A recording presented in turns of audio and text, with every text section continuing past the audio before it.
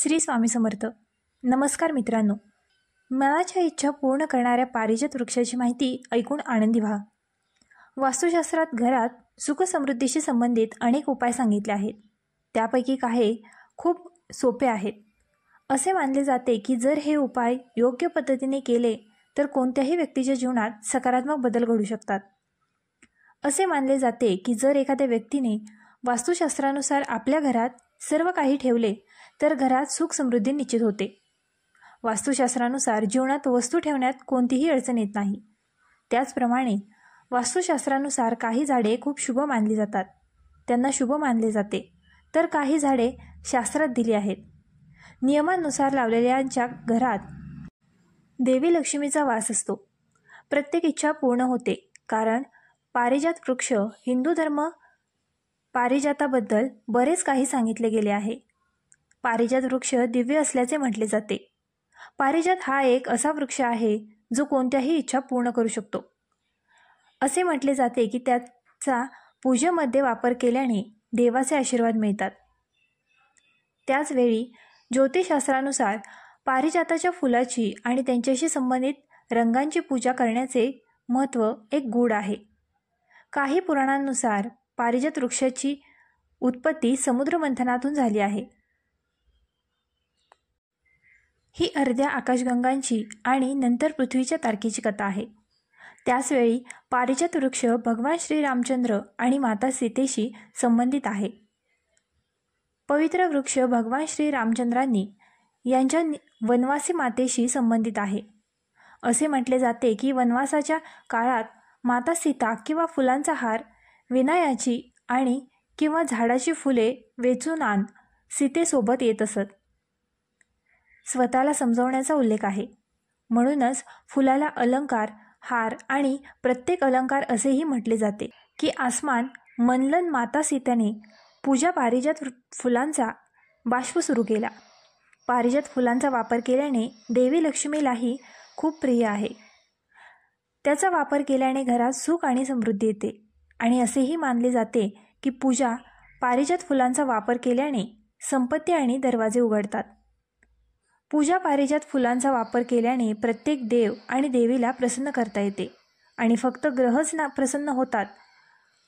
त्याचवेळी पारिजाताबद्दल एक रहस्य आहे. शापित वृक्षाच्या शापानुसार इंद्रदेवांनी पारिजातकला शापित झाली होती. कथा अशी आहे की जेव्हा भगवान कृष्ण पारिजाताला पृथ्वीवराला सोबत घेऊन गेला तेव्हा इंद्राने पारिजातला शाप दिला असता. शाप पारिजाताचीचा होता.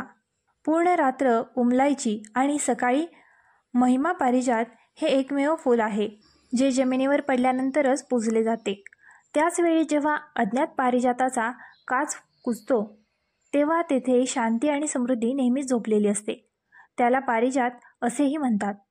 ते झाड स्वर्गात आहे. समुद्रमंथन होत आहे. त्याचे रत्न स्वर्गातून इंद्रांच्या रूपात बाहेर येत आहेत.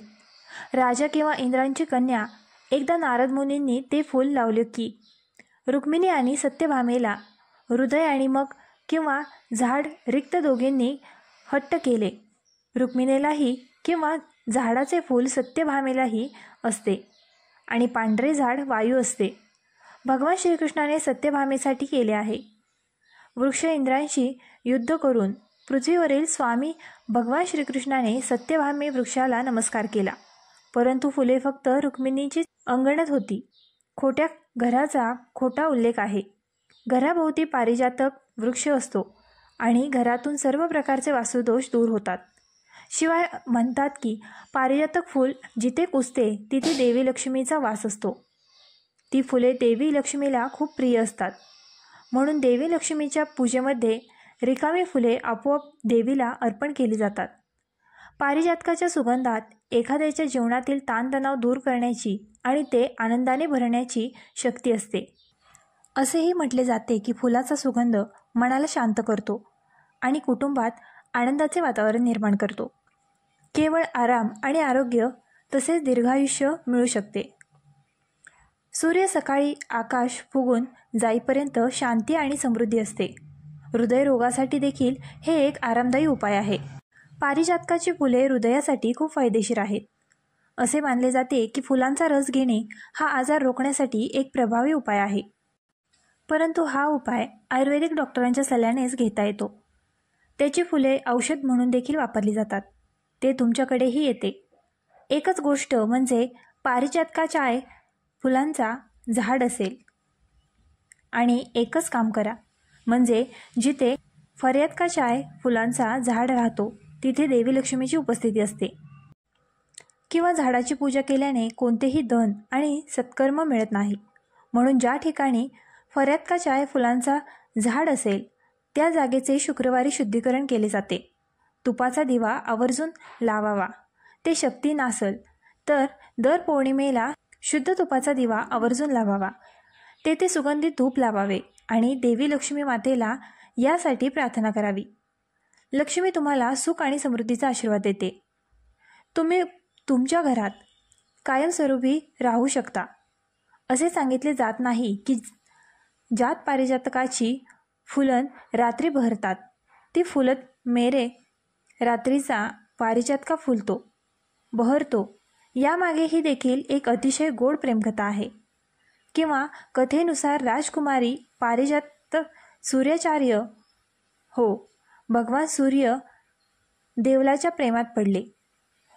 तिला त्याच्या भव्यतेची आणि शक्तीची पूर्ण जाणीव होती. तरीही एका अदम्य इच्छेने त्याने तिच्याशी लग्न करण्याचे वचन दिले. आणि असे झाले की काहीही झाले तरी तिला तो कधीच सापडला नाही. पण प्रेमाने उत्साहित असलेल्या पारिजातने कधीही याचा विचार केला नाही आणि शरद ऋतूत लग्न केले. आणि हळूहळू उन्हाळ्याच्या शेवटीपर्यंत वेळ निघून गेला. शांतता नव्हती.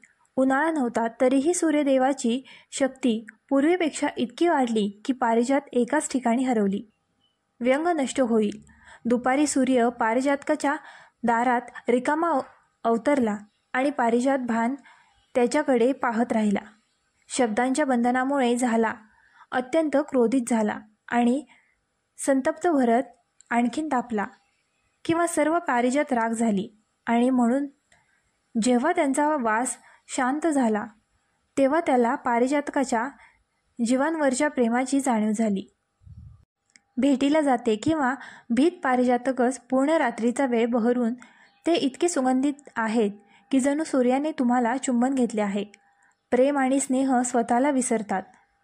जेव्हा पर्वत देव बनतो तेव्हा ते तुमच्याकडे वळतात आणि जेव्हा त्याचे पहिले किरण जमिनीला स्पर्श करतात तेव्हा फुले रिकाम्या हाताने फुलतात.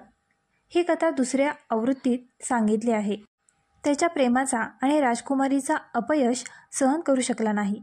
त्याने स्वतःलाही मारले नाही आणि पुन्हा तुमच्यावरील प्रेम सिद्ध करण्यासाठी त्याच्यापासून एक झाड उगवले आणि त्याच्या अश्रूंमध्ये फुले उमलली. कारण ही फुले त्याच्या प्रियकराचे दर्शन सहन करण्यास सक्षम आहेत. याशिवाय असे म्हटले जात नाही की जातीच्या दरबारात रिकामे उभे असताना एखाद्या गोष्टीने मोहित झालेल्या व्यक्तीच्या इच्छा पूर्ण करणाऱ्या झाडाने पारिजातची इच्छा देखील पूर्ण होते. पारिजातकाच्या झाडाला पारिजात म्हणतात. तुम्ही नेहमीच थकलेले असता आणि पारिजातकाच्या तिथे असतो. खोडाला जरी स्पर्श केला मार्ग तुमचा थकवा दूर करतो आणि तुम्हाला उत्साह देतो. तसेच म्हणतो की तुमच्याकडे बी पारिजातकाचे झाड असेल तर यापेक्षाही काही एक गोष्ट तुम्हाला एक अद्भुत अनुभव देईल. याशिवाय घरातील वास्तुदोषावर उपाय म्हणून तुमच्या घरात पारिजात वृक्ष निश्चितच लावता येतो. असे म्हटले जाते की घरात पारिजात वृक्ष लावल्याने घरातील नकारात्मक ऊर्जा दूर होते किंवा त्या वनस्पतीमध्ये देवी लक्ष्मीचा वास असतो. म्हणूनच घराच्या उत्तर किंवा पूर्व दिशेला ते वृक्ष लावल्याने वास्तुदोष दूर होतात. याशिवाय जर तुम्हाला नोकरी किंवा व्यवसायाशी संबंधित कोणतीही समस्या असेल तर दीर्घकाळ प्रगती होत नाही. लाल कपड्यांमध्ये पारिजातकाची 21 फुले घरात किंवा व्यवसायाच्या ठिकाणी पूजास्थळाजवळ माता लक्ष्मी असे मानले जाते की त्यांना रोजगार मिळवण्यात मदत होऊ शकते आणि कर्मचाऱ्यांनाही त्यांच्या करिअरमध्ये प्रगती मिळू शकते किंवा उपायांनी प्रगती झाली असती. याशिवाय पारिजात फुलांचा जप निरोगी आरोग्यासाठी देखील केला जातो. केवळ पूजेसाठीच नाही तर आयुर्वेदात देखील पारिजात फायदेशीर मानले जाते. म्हणजेच याशिवाय आर्थिक समृद्धी, कर्जापासून मुक्तता. तुमचे पैसे तुमच्या डोक्यात अडकलेले आहेत, ते लवकर कर्जातून मुक्त होण्याचा एक मार्ग आहे. पारिजात देखील योग्य आहे. पारिजातकाच्या वनस्पतीच्या मुळाचा तुकडा घ्या, तो लाल रंगात बांधा आणि तो देवी लक्ष्मीसमोर ठेवा. नंतर देवीची, लक्ष्मीची आणि मुळ्याची विधिवत पद्धतीने पूजा करावी आणि नंतर मुलावर हळदी कुंकू वाहून त्यानंतर कनकधारा स्तोत्राचे करावे. पूजा वाचल्यानंतर मूळ घरात किंवा पर्समध्ये सुरक्षित ठिकाणी ठेवा. यामुळे कर्ज लवकर निघण्यास मदत होऊ शकते. तुमच्या घरात तुम्हाला भरपूर संपत्ती आणि सुख समृद्धी मिळू शकते. नंदयाळाचे झाड जास्त खर्चाचे नसते. असे मानले जाते की पारिजात वृक्ष किंवा हरसिंगार वनस्पती खूप शुभ मानले जाते, कारण ते एक सुंदर झाड आहे जे घरात शांती आणि समृद्धी आणते. ते घरात योग्य दिशेने एक सुंदर झाड आहे. तुमचे घर आनंद आणि सौभाग्याने भरलेले असेल. जर तुम्ही वास्तू अस्तिकावर किंवा अशा गोष्टींवर विश्वास ठेवत असाल तर तुम्ही पारिजात वृक्षाचे फायदे विचारात घेतले पाहिजेत आणि ते तुमच्या घरात सजावटीसाठी एक अद्भुत भर आहे. ते तुमच्या घराच्या सजावटीसाठी एक अद्भुत भर आहे. ते देवीची एक सुंदर भेट देखील आहे.